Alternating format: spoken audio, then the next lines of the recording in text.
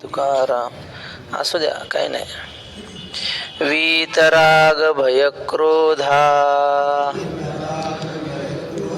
मन्मया मामुपाश्रिताः बहवो ज्ञान तपसा पूता मद्भावमागताः.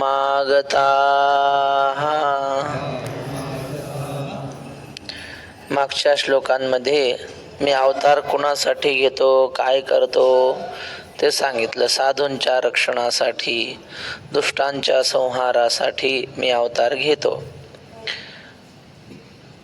ते साधू महात्मे कसे असतात ते या श्लोकातून सांगत आहेत. कसे आहेत ते महात्मे? वीत राग भय क्रोधा. एक वीत राग भय क्रोधा एक टाकायचा. खालच्या ओळीत ज्ञान तपसा 2, बहव 3 आणि मद्भाव मागता 4. अर्थ असा आहे, विगतः राग भय क्रोधा यस्मात ते वीत राग भय क्रोधा. म्हणजे ज्यांच्या अंतःकरणातून राग, संस्कृतात प्रीतीला राग म्हणतात, मराठीमध्ये राग शब्दाचा अर्थ क्रोध, पण संस्कृतमध्ये राग शब्दाचा अर्थ काय? प्रीती, प्रेम.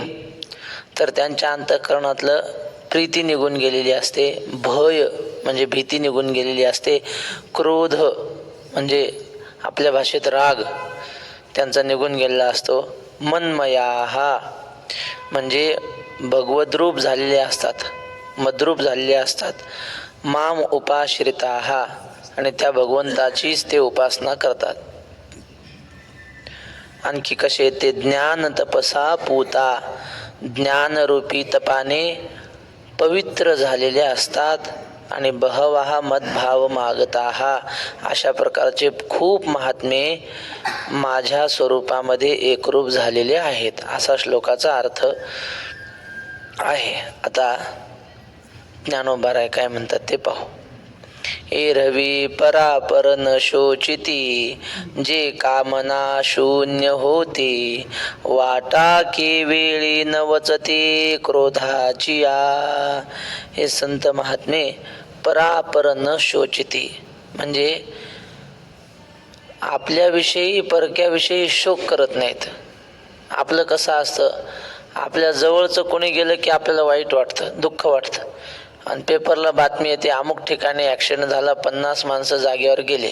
लोक चहा पीत वाचतात, म्हणतात नाही नाही 10-5 जास्त गेले असतील, हे पेपरवाले कमी आकडा देतात. म्हणजे चहा पीत आणि तेवढ्यात जर बातमी कळाली की तुमचा बी एक नातेवाईक जवळचा त्याच्यात होता, म्हणलं की मग चहा खाली ठेवतो माणूस. म्हणजे मग मात्र मनावर घेतो. दुसरे गेले काही वाटत नाही, स्वतःचा गेला की शोक होतो. साधू महात्म्याचं असं नसतं. एक तर सगळ्यांना आपलं मानायचं, नाही तर कुणालाच आपलं मानायचं नाही. साधू महात्मा कुणाविषयीच आसक्ती धरून नसतो. जवळचा जरी गेला ना, ते गाडगे बाबाचं सांगतात ना, त्यांचं कीर्तन चालू होतं म्हणतात, आणि कीर्तनात चिठ्ठी आली की तुमचा पोरगा मेला. मी असा प्रसंग पाहिलाय का महाराजांना कीर्तनात चिठ्ठी आली की तुमची चुलती वारली, आणि ते गावापासून फक्त 1.5 किलोमीटर कीर्तन होतं त्यांचं, आणि तुमची वयस्कर म्हातारी झालेली चुलती वारली, आणि अर्धा तास कीर्तन झालं. महाराज त्यांनी कीर्तन लगेच संपवलं. आता वारली होती ना, 1.5 तास तर थांबवणारच ते गेल्यावर, पण महाराजांनी कीर्तन केलं नाही. काय कीर्तन झाल्यावर सहज जाता आलं असतं ना, पण मोडलं कीर्तन. गाडगे बाबांनी पोराची चिठ्ठी आली, मेलं, कीर्तन सोडलं नाही, रडले नाही. लोक म्हणले काय बाबा तुम्ही, काहीच तुम्हाला दुःख वाटलं नाही? ते म्हटले अरे किती गेले कोट्या कोटी, काय रडू एकासाठी. त्याची चालाशे काय रडू एकासाठी. हा हा काय म्हणले बा. असे महात्मे आपल्या संप्रदायात होऊन गेले. म्हणजे त्यांच्या मनामध्ये द्वैत भाव नसतो. हा माझा मुलगा म्हणून त्याच्यावर जास्त प्रेम करावं, हा परक्याचा म्हणून त्याच्यावर कमी प्रेम करावं, असं नाही. म्हणजे आपल्या भावाचा पोरगा आला की बाई त्याला 1 लाडू देते, आणि दिराचा आला की अर्धाच देते. असं होतं की नाही? मग असा द्वैतभाव त्यांच्या मनात नसतो. नाथ महाराजांच्या जीवनातला प्रसंग सांगतात. नाथ महाराजांच्या पैठणमध्ये एक कुटुंब होतं. पती पत्नी दोघंच, मूलबाळ काहीच नाही. मग आता खूप प्रयत्न केले, व्रत वैकल्य उपवास मुलाबाळासाठी, पण काहीच नाही झालं. मग कोणीतरी वैद्य होता त्याच्याकडे गेले, दूर होता तो वैद्य, त्याच्याकडे गेले, सांगितली समस्या आपली. त्यांनी सांगितलं कुठून आले तुम्ही? म्हणले पैठणहून. काय कमाल आहे म्हणले तुमची. अहो तुमच्या पैठणमध्ये साक्षात देवाची महाविष्णूची विभूती एकनाथ महाराज, त्यांच्याकडे जायचं सोडून माझ्याकडे कशाला आले? जा म्हणले त्यांच्याकडे, त्यांना शरण जा, ते तुम्हाला काय पाहिजे ते देऊ शकतात, असं त्यांचं सामर्थ्य आहे. भानुदासाचे कुळी महाविष्णूचा अवतार. हे आले पैठणमध्ये. त्या बाईची श्रद्धा होती. ती नाथ महाराजाचं तिनं दर्शन घेतलं, बोलली नाही, पण मनामध्ये इच्छा व्यक्त केली, नाथ महाराज तुमच्या कृपेने जर मला एखादं मूलबाळ प्राप्त झालं तर मी तुमच्या मुलाला सगळे सोन्याचे अलंकार करीन. त्यांच्या मुलाचं नाव हरिपंडित होतं, तो छोटासा मुलगा. ही श्रीमंत खूप. पुत्रहीनस्य मे राज्यम सर्वम दुःखाय कल्पते, असं होतं तिचंही. आणि मग काय देवाची कृपा म्हणा काय म्हणा, 1 वर्षात खरंच तिला मुलगा, सोन्यासारखा सुंदर मुलगा प्राप्त झाला. आणि मग नवस फेडायला आली. सगळे अलंकार लहान बाळाचे काय काय असतात, बाजूबंद, बाळ्या कानातल्या, आणखी हातातले काही, गळ्यातल्या, सगळं घेऊन आली. नाथ महाराजाच्या अंगणात खूप लेकरं खेळत होते, मोठा वाडा होता. आणि मग त्यातले गोरा गोमटा मुलगा पाहिला, तिला वाटलं हे असेल नाथ महाराजांचं. त्याला जवळ बोलावलं. म्हणले तू त्याला जवळ बोलावलं, त्याला नाही विचारलं. नाथ महाराजांना म्हटले महाराज हा आपलाच का? हो म्हणले आपलाच मुलगा आहे. मग तिनं ते घेतलं, अंगावर त्याच्या घातलं सगळं. आणि त्या लेकराला काय त्याचं कौतुक, 5-6 वर्ष त्याला सोनं काय नाणं काय, पण अंगावर काहीतरी भारी घातलंय, दिसतंय आपल्याला भारी, म्हणून आईला दाखवायला पळतच गेलं. पण ते नाथ महाराजाचं नव्हतं, ते गल्लीतलं होतं दुसऱ्याच कोणाच तरी. ते घरी गेलं आईला दाखवायला. त्याच्या आईनं पाहिलं एवढं सोनं याच्या अंगावर, कुठे गेलता रे? म्हणलं नाथाच्या वाड्यात. तशीच घेऊन आली त्याला उचलून. नाथ महाराजांना म्हणले महाराज हे कुणी घातलं म्हणले माझ्या बाळाच्या अंगावर एवढं. मग त्या बाईला कळालं, जी आली होती ना नवस फेडायला, तिच्या लक्षात आलं की हे यांचं नाही. नाथ महाराजांना म्हटले महाराज हे तुमचा नाही का मुलगा? ते म्हणले बाई तुझा नवस फेटला ना, चल जाय म्हणले. आणि हिला म्हणले तुला भेटलंय ना सोनं फुकट, चल जा निघून, जास्त गोंधळ करू नका म्हणले. दोघांनाही काढून दिलाय. याचा अर्थ काय? आपपर तेही नाही बंधू वर्ग सज्जना, न देखे जो याजना थया दावी आपणा, वेगळा सुख दुःखा मोह नाठवी धना. आपपर तेही नाही बंधू वर्ग सज्जना, तुकया तिची परी झाली पावी नारायणा. धर्म गाजागो तुझा तुझी कृपाळू राजा. या श्लोकाचं भाषांतरच तुकोबाऱ्याने केलंय. तुकोबाऱ्याचे अभंग म्हणजे गीतेच्या श्लोकांचं भाषांतर, वेदाचं भाषांतर आहे ते.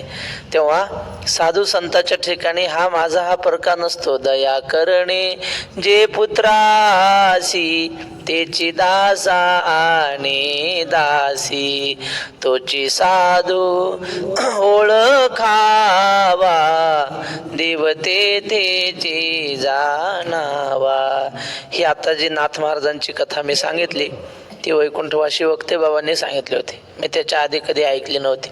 तेव्हा असे हे संत महात्मे आपपर हा भाव त्यांच्या ठिकाणी नसतो, त्यामुळे शोकही नसतो. न शोचिती, जे कामना शून्य होती, मनामध्ये कुठल्याही प्रकारची इच्छा त्यांच्या नसते. आपण अनेक वेळा ते महात्म्याचं सांगत आलो की एक महात्मा वाळवंटामध्ये अशा सकाळच्या वेळेला उन्हाला बसला होता, असा मागे हात टेकून पाय लांब करून बसला उन्हाला. एक राजा आला, त्या राजाला वाटलं महात्म्याला काहीतरी आपण द्यावं, नमस्कार केला आणि उभा राहिला समोर. म्हणला महाराज काय हवंय तुम्हाला? मी राजा आहे, काय पाहिजे ते मागून घ्या. महाराज म्हटले बाबा मला ऊन पाहिजे म्हणे, जरा बाजूला हो, तुझी सावली पडते म्हणले माझ्या अंगावर. निरपेक्ष जीवन. राजा म्हटलं का हो महाराज, मी तुमच्या पुढे आलो, मी राजा आहे म्हणून तुम्हाला सांगतो, तरी तुम्ही पाय पसरून बसले. सामान्य माणसानं काय केलं असतं? लगेच हात जोडून उभा राहिला असता की नाही, नमस्कार राजे महाराज. आणि तुम्ही तो खुशाल पाय पसरून बसले म्हणे, मांडी तरी घालून बसायचं की नाही नीटनेटकं. साधू म्हणला, मी पाय पसरून का बसलो, मी हात पसरले नाही म्हणून पाय पसरले म्हणले. लोक हात पसरतात आणि मग आपला स्वातंत्र्य गमावून बसतात. मी आनंदात आहे, मस्तीत आहे माझ्या, का कुणापुढे हात पसरत नाही म्हणून. वक्ते बाबा कुणालाच घाबरत नव्हते बोलायला, कानकोंडे नव्हते ना. अंधश्रद्धा कायद्यावर सह्या करण्यासाठी सरकारने गाड्या वाटल्या होत्या महाराज लोकांना, फोर व्हीलर, सह्या करून घेतल्या अंधश्रद्धेवर कायद्यावर. हा, मग हे एवढं बाबाच्या अंगी का वैराग्य होतं, धाडस का होतं. मिंदे नव्हते, कोणाचा 1 रुपया कोणा मंत्र्याचा घेतला नाही, कुठं मठ उभा केला नाही पैसा घेऊन समाजाचा. असो, कामना शून्य होती, कामना कुठल्याही प्रकारची नसते, शून्य कामना. काय चाह गई चिंता मिटी, मनुजा बेपरवाह, जिनको कछु न चाहिए ओ शाहन के शाह. ज्यांना काहीच नको असतं ना, ते राजाचे राजे असतात महाराज, आनंदात असतात. तसं हे माऊली सांगतात, कामना शून्य होती. वाटा केवेळी नवचती क्रोधाची, आणि कधीच क्रोधाच्या वाट्याला जात नाहीत. क्रोध त्यांच्या जीवनात कधीच येत नाही. कितीही कसाही प्रसंग उत्पन्न हो, क्रोध निर्माण होत नाही. क्रोधाची काय करामत असते आपण 3ऱ्या अध्यायाच्या शेवटी पाहिलेली आहे. ना होतो म्हणले साधूला, मनामध्ये क्रोध निर्माण होणं हाच विटाळ आहे, असं तुकाराम महाराजांचं म्हणणं आहे. तेव्हा असे महाराज, असे साधू हे कधीही क्रोधाला शिवत नाहीत, क्रोधाच्या वाटेला जात नाहीत. वाटा केवेळी नवचती क्रोधाची. आता नाथ महाराजांचं जीवन सगळं या ओव्यात सांगितलेलं आहे. किती सांगतात की नाही कथा, जुने महात्मे. नाथ महाराजांच्या गावात काही चांडाळ चौकडीचे लोक होते. नाथ महाराजांची सगळीकडे प्रसिद्धी, शांती ब्रह्म, शांती ब्रह्म. लोक म्हणायचे, शांती ब्रह्म, बघू म्हणले याची परीक्षा. एक माणूस आला, गरीब माणूस, पैठणमध्ये कर्ज काढायला पोरीच्या लग्नासाठी 200 रुपये. त्या काळात 200 रुपयात लग्न व्हायचं. 200 रुपये कर्ज पाहिजे. ते ब्राह्मण म्हणले, तुला 200 रुपये देतो आम्ही कर्ज, पण आमचं एक काम करायचं. तो एकनाथ महाराज आहे की नाही, त्याला राग आणून द्यायचा म्हणे. त्याला राग आला की तुला कर्ज नाही, आम्ही फुकटच 200 रुपये देऊ, फक्त त्याला राग आणून दाखव. ठीक आहे म्हणे, काय अवघड आहे त्याच्यात. एकनाथ महाराज सकाळच्या वेळेला अशी पूजा चालू होती, हा जोडे न काढता तसाच घरात शिरला. नाथ महाराज पूजा करत होते की नाही, त्यांच्या समोर जाऊन उभा राहिला, पायात जोडे घालून. आपल्या देवघरापर्यंत कुणी जोडे घालून आलेलं सहन होतंय का आपल्याला. नाथ महाराजांनी असं पाहिलं, पायात जोडे हे दिसतात, खवळले नाही. नाथ महाराजांनी नमस्कार केला, वा वा, काय आमच्यावर प्रेम आहे म्हणले. आम्हाला भेटायसाठी तुम्ही एवढे उतावीळ झाले की पायातला जोडा काढायचे तुमच्या ध्यानात नाही. किती घाई घाई आले तुम्ही, या म्हणले, या उतरा. आणि मग त्याला हाताला धरून खाली उतरवलं, त्याच्या पायावर पाणी घातलं. बा करिता देवार्चन, घरा आले संतजन, देवा सारावे परते, संत पूजावे आरते, असं म्हणून त्याची पूजा केली. त्याच्या लक्षात आला आपला डाव फसला. काय राग आला नाही. काय करावं काय करावं डोक्यात विचार चालू, राग आला पाहिजे. मग महाराज म्हणले, हे बघा आता तुम्ही आलात ना, स्वयंपाक होतोय तयार, जेवण करून जा. मग ताटं वाढले, पाटं ठेवले. त्याच्या डोक्यात विचार होता, हे जेवणासाठी आपण आलो नाही, आपण आलो पैशासाठी, ते मिळवायचे. मग नाथ महाराज एका पाटावर बसले, तो एका पाटावर बसला, आणि गिरिजाबाई जेवायला वाढत होत्या, नाथ महाराजांच्या पत्नी. मग त्याच्या लक्षात आलं, माणसाला इतर गोष्टीनं राग येणार नाही. बरं, वक्ते बाबा काहीतरी एक म्हणायचे बघा, हा, भाला साहे बरचा साहे, साहेबान 50, परंतु इतना न साहे, अपनी जोरू दुसरे पास. माणूस भाला सहन करीन, मारला कोणी तर, भरच्या साहे कोणी चाकू मारला ते सहन करीन, पण आपल्या पत्नीचा अपमान सहन नाही होत माणसाला. मग म्हणले, आपण काय करू आता, गिरजाबाईचं काहीतरी खोडी करू. ती गिरजाबाई अशी वाकून वाढत होती, हा उठला आणि त्यांच्या पाठीवरच जाऊन बसला गिरजाबाईच्या. आता किती राग येण्याचा प्रसंग आहे की नाही, हा असह्य होणारा प्रसंग आहे. नाथ महाराज म्हणले, गिरजाबाई सांभाळून बर का, बाळ पाठीवर बसले म्हणले. गिरजाबाई म्हणली, महाराज काही काळजी करू नका, हरिपंडिताला पाठीवर घेऊन वाढायची मला सवय आहे म्हणले. झालं. आता मालक आशीन गिरजाबाई तशाच, राग आला नाही. मग महाराज या ब्राह्मणाने साष्टांग दंडवत घातला नाथ महाराजांना. महाराज चुकलं माझं, मी पैशासाठी तुमचे किती अपराध केले. नाथ महाराज म्हणले काय पैशासाठी म्हणजे काय? म्हणले माझ्या मुलीचं लग्न आहे महाराज, पैसे मागायला आलो होतो, बाहेरच्या लोकांनी मला असं सांगितलं, 200 रुपये देतो. नाथ महाराजाला क्रोध आणून दाखवा. नाथ महाराज म्हणले एवढंच ना? अहो म्हणले आम्ही भारुडाचारी आहेत, आम्हाला सगळे नाटकं करता येतात. आता हे माझ्याकडून 200 रुपये तुम्हाला राहू द्या आणि तुमचे बक्षिसाचे मिळवून देतो म्हणे. नाथ महाराजांनी हातात काठी घेतली, धोतर असं खवलं चांगलं आणि त्याला म्हणले आता तू पुढं पळ, मी तुझ्या मागं काठी घेऊन. शिव्या देतच नाथ महाराज त्याच्या मागं. लोकांनी पाहिलं, अरे नाथाला राग आला, नाथ हा कशाचा शांती ब्रह्म. त्याला 200 रुपये बक्षीसही मिळवून दिलं, स्वतःचे मिळवले. पण क्रोध आला होता का नाथ महाराजांना? नाही. क्रोध आल्याचं नाटक केलं. तसं ज्ञानोबाराय म्हणतात, वाटा केवेळी न वचती क्रोधाची, कधीच क्रोधाच्या वाट्याला जात नाहीत. का तर मुक्ताबाईंनी लिहिलंय. मुक्ताबाई म्हणतात, वेळ क्रोधाचा उगवला, अवघा योग फोल झाला. आपल्याला एकदा राग आला, रागाचा क्रोधाचा प्रसंग आला तर आपण इथून मागं केलेलं सगळं पुण्य एका क्षणात जळून जातं. म्हणून क्रोध कधी येऊ देऊ नये. काही नाही, जे घडतंय ती देवाची इच्छा म्हणून चालावं. वक्तेबाबा म्हणायचे, सासूला वाटतं सुननं माझ्या मनासारखं वागलं पाहिजे, पोराला वाटतं सगळ्या घरातल्यांनी माझ्या मनासारखं वागलं पाहिजे, सुनेला वाटतं सगळ्यांनी मी शिकलेली आहे माझं ऐकलं पाहिजे. असं वाटतं की नाही? बाबा म्हटले हे सगळं जग देवानं केलंय का आपण केलंय? देवानं केलंय. मग देवानं केलेलं जग देवाच्या मनासारखं राहील की आपल्या मनासारखं राहील? देवाच्या मनासारखं राहील. म्हणून आपल्या मनासारखं कोणी वागावं अशी मनात धारणाच ठेवू नये. ज्याला देव जशी बुद्धी देईल तसं वागू द्या. काय करायचंय आपल्याला? म्हणून माणूस रागावतो का? आपल्या मनासारखं झालं नाही की मग रागावतो. म्हणून आपल्या मनासारखं व्हावं अशी मनात इच्छाच ठेवायची नाही. देव ठेवील तैसे राहावे बास. म्हणून क्रोध त्यांना येत नाही. सदा मियाची आथिले, माझी आ सेवा जियाले, की आत्मबोधे तोषले, वीतराग जे. सदा मियाची आथिले, नेहमी माझ्या भक्तीनेच संपन्न असतात आणि माझी या सेवा जियाले.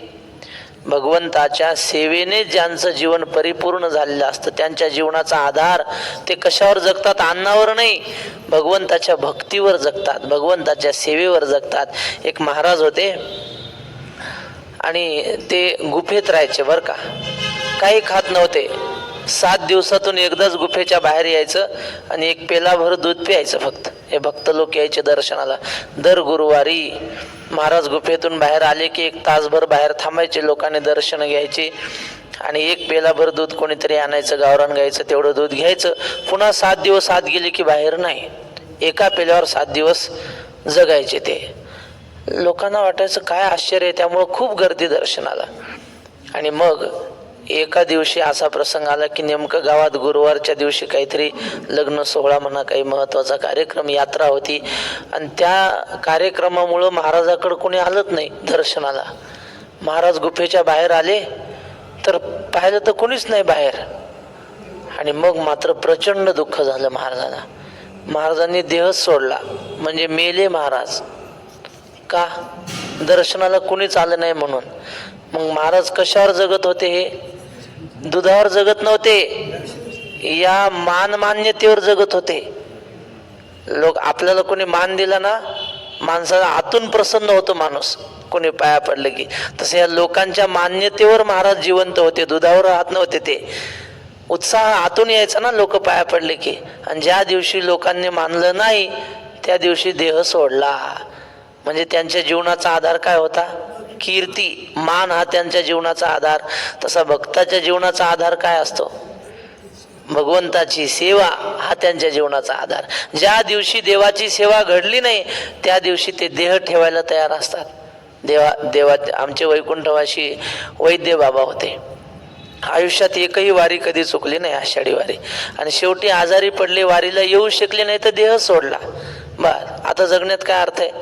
2-3 दिवस माऊलीचा सोहळा चालत आला आणि बाबा म्हणले दवाखान्यात आजारी असल्यामुळे.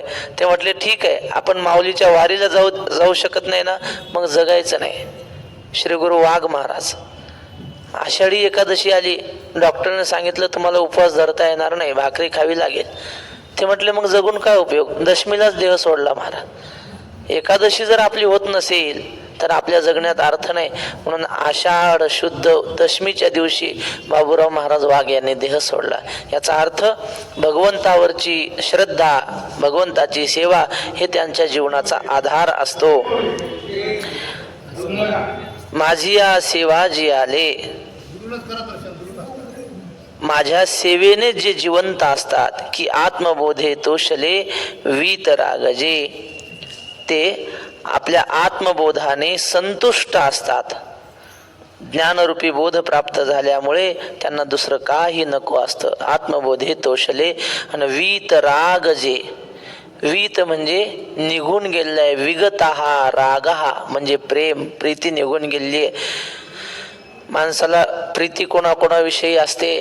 पहिली प्रीती असते आपल्या पत्नीविषयी, दुसरं पुत्राविषयी, तिसरं सामान्य आपल्या देह संबंधी वस्तूविषयी प्रीती असते. पत्नीविषयीच्या प्रीतीचा प्रसंग मी आपल्याला सांगितला असेल, परत सांगतो.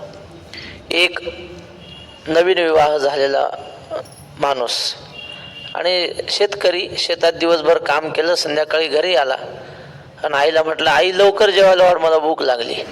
आईनं वाढलं ताट, समोर ठेवलं. त्यानं आपली भाकरी मोडली, वरणामध्ये घास बुडवलं, तोंडात ठेवल्याबरोबर असा तापला, ताडकन उठला. म्हटला म्हातारे, एवढी म्हातारी झाली पण तुला अजून स्वयंपाक करता येत नाही? कसलं वरण केलंस म्हणे, त्यात एक तरी डाळीचा कणे का नुसतं डोळक पाणी केलंस? खूप बोलला आईला. आई काहीच बोलली नाही. बोलून बोलून शांत झाल्यावर मग आई त्याला म्हटली बाळा, रोज स्वयंपाक मीच करत असते पण आजचा स्वयंपाक मी नाही केला. तो म्हणला मग कोणी केला? तुझ्या बायकोने केला. लगेच खाली बसला. म्हणला जाऊ दे, पातळ सातळ आहे पण खमंग आहे म्हणला वरण, चवदार झालंय वरण. हे काय हे यांना माहिती आहे बघा ते. ऐकले का? मला वाटलं तुम्हालाच घडलं की काय असं म्हणलं. हा वक्ते बाबा सांगायचं. बरं बरं. हा मग सांगायचं काय, ही प्रीती आहे कोणाविषयी? ही पत्नीविषयीची प्रीती आहे. संक्रांतीचा सण होता. सासूबाई कधी सुनेला चांगलं बोलणार नाही, प्रेमानं कधी काही बोलणार नाही, दोन शब्द, पण त्या दिवशी आपला शालू नेसायला दिला तिनं. कारण वाण द्यायला लोकांच्या घरी जायचंय ना, सुनबाईला घेऊन वजन पडलं पाहिजे आपल्या घराचं. आणि मग स्वतःचा शालू तिला नेसायला दिला. आणि ज्या घरी जायची, आता वाण द्यायचं म्हणजे हळदी कुंकू पडलेलं असतं घरात. मग सुनेला सांगायची, सुनेचं नाव होतं मालू. तिला म्हणजे मालू खाली बसू नको. त्या आता तिथं गेल्या की त्या बाया काय करायच्या, ही म्हातारी बाई म्हणून हिला बसायला खुर्ची द्यायची. ही बसत नव्हती खुर्चीवर, मालू खुर्चीवर तू बस, आणि ही स्वतः खाली बसायची. बायांना वाटायचं किती प्रेम आहे बघा, सासू खाली बसते पण सुनेला कशावर बसवते? खुर्चीवर बसवते. किती मालूवर हिचं प्रेम आहे. असं 10-5 घरी पाहिलं बायांनी. आणि बाया म्हटल्या कसं काय हो आजी? म्हणले तुम्ही कधी सुनेवर एवढे प्रेम करत नाही आणि आज मालूवर जास्तच प्रेम आहे. म्हणले तिला खाली बसू देत नाही. ती म्हटली मालूवर प्रेम नाही, शालूवर प्रेम आहे म्हणे. ती खाली बसली की त्याला हळदी कुंकू लागणार शालूला. मग ते मालूवरचं प्रेम नाही, ते कशावर आहे? शालूवर प्रेम आहे. तसं हे साधू संत असे देह संबंधी वस्तूवरही प्रेम नसतं, काही नाही. जे देव जसं करेल तसं, कुणावर प्रेम करत नाहीत. तुकाराम महाराज म्हणतात, माझी या देहाची मज नाही चाड, कोठे करू कोडा अनेकाचे. आमच्या देहावरच आमचं प्रेम नाही ते इतरावर कसं काय राहील? काही घेणं देणंच नाही कशाविषयी. सांगण्याचं तात्पर्य काय? वीतराग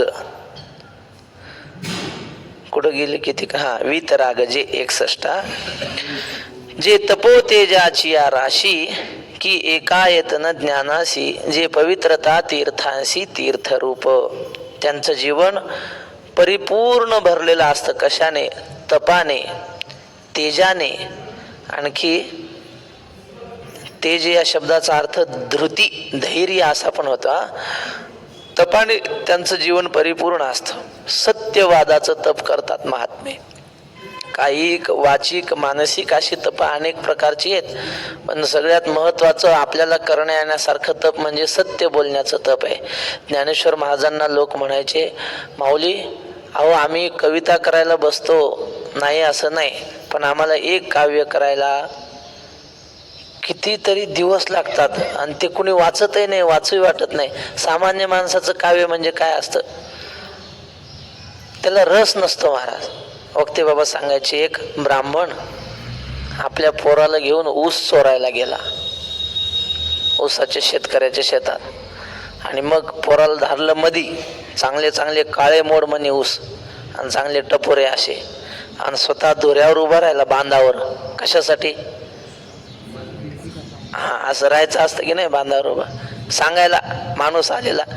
मग हा बांधावर उभा राहिला आणि पोरगा, त्याचं नाव निळकंठ, तो गेला मधी, आणि मग तेवढ्यात आला शेताचा मालक.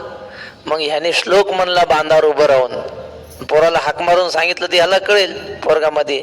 याने श्लोक म्हणला, अरे बा निळकंठा नको करू धसफसा, शेंडी दिसे खाली बसा, दक्षिण खिंडी पलायनम, असा श्लोक म्हणला.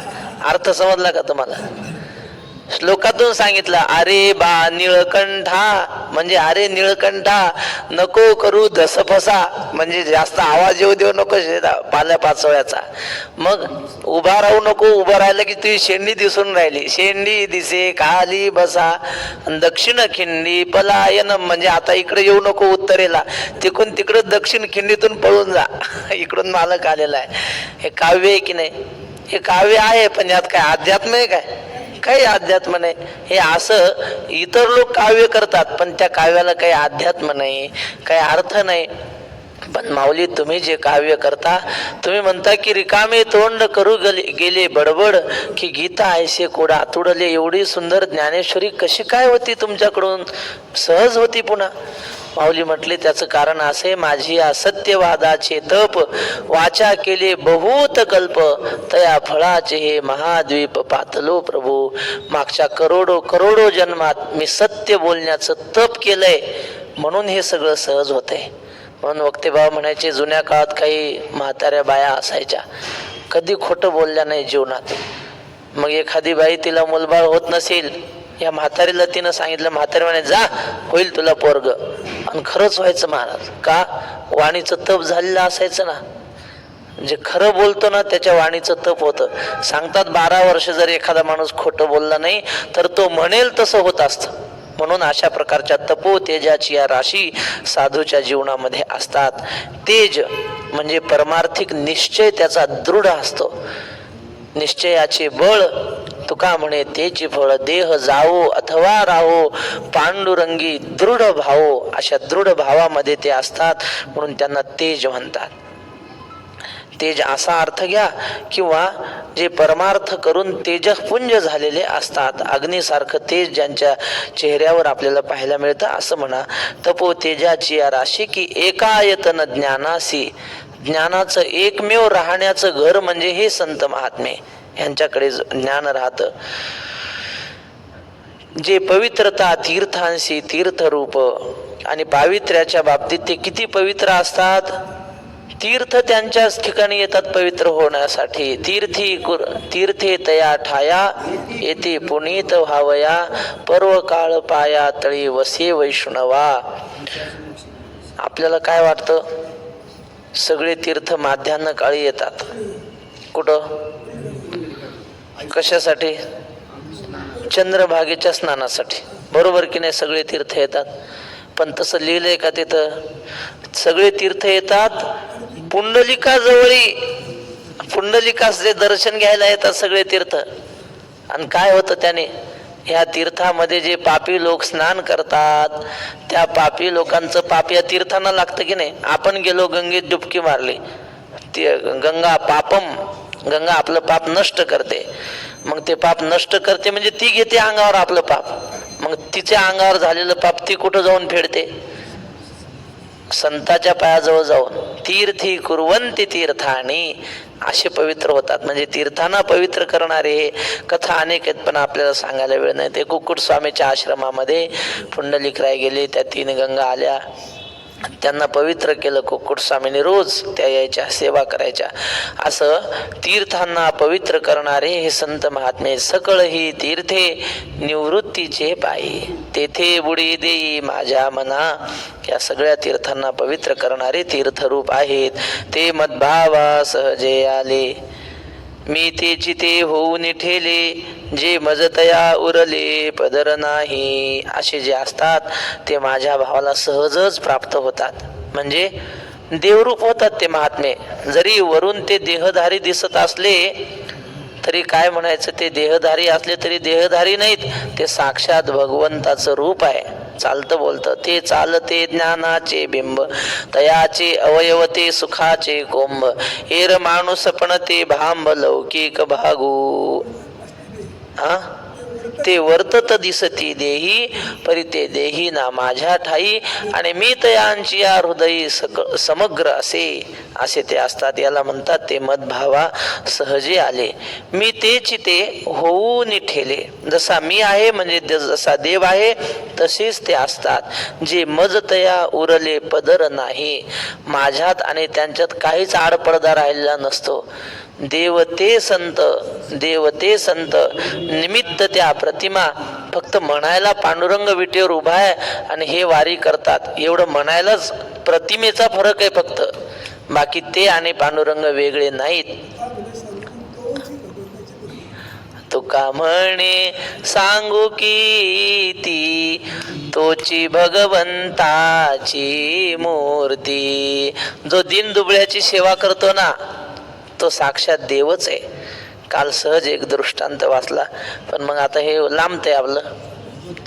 श्री गुरु जंगले शास्त्रींचा दृष्टांत सिद्धांत म्हणून ग्रंथ आहे, त्यात वाचण्यात आलं. म्हटलं एक साधू महात्मा आपल्या शिष्यांसोबत फिरायला निघाला. असं पंढरी सारखं क्षेत्र होतं, तिथं निघाला. तर त्यांनी काय पाहिलं, एक माणूस जप करत बसलेला होता. अशी पुढं चादर आथरली रस्त्याच्या कडेला आणि अशी माळ घेऊन जपत बसला डोळे लावून. पण मधून मधून डोळे उघडून पाहायचा किती रुपये पडले चादरीवर. पुन्हा डोळे लावून जप चालू आहे की नाही. माला तो बनी काष्ठ की बीच में डाला सूत, माला बिचारी क्या करे जपने वाला कपूत. कबीर महाराज म्हणतात झालं माळ जपतोय पण लक्ष कशाकडे आहे, चादरीवर किती पैसे पडले. हसले ते साधू महात्मे. काय म्हणले हा काय बघ जप करतोय काय हा. आणि पुढे गेले. एकाने शीर्षासन लावलं होतं. शीर्षासन म्हणजे माहिती आहे तुम्हाला, उलटा डोक्यावर उभा असा पाय वर करून, आणि तोही पुढे चादर अंथरूनच त्याचं शीर्षासन चालू होतं.